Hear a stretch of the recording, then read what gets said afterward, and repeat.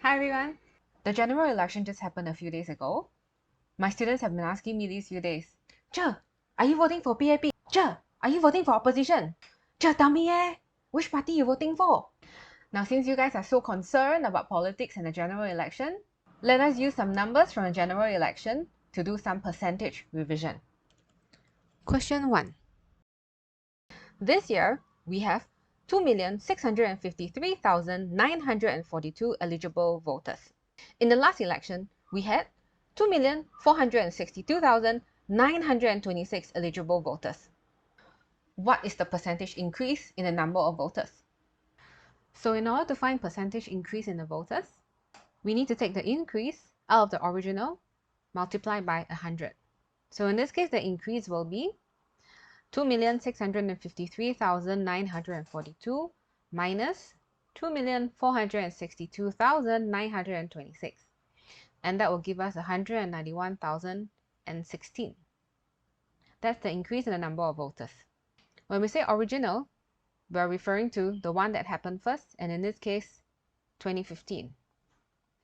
So the percentage increase in this case would be the change, which is 191,016, out of the original, which is the figure in 2015, 2,462,926, and we multiply by 100. We will get approximately 7.755%. And when we round off to 2 decimal places, we will get 7.76%.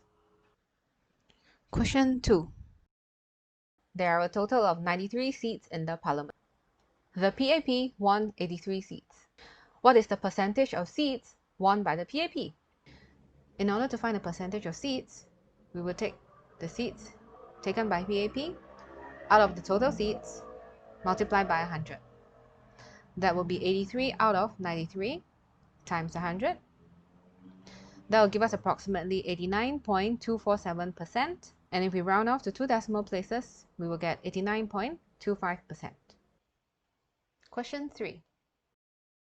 In the Aljunied GRC, where the Workers' Party had a showdown with the PAP, there were 89,603 votes. 59.94% of the voters voted for Workers' Party. How many people voted for the Workers' Party?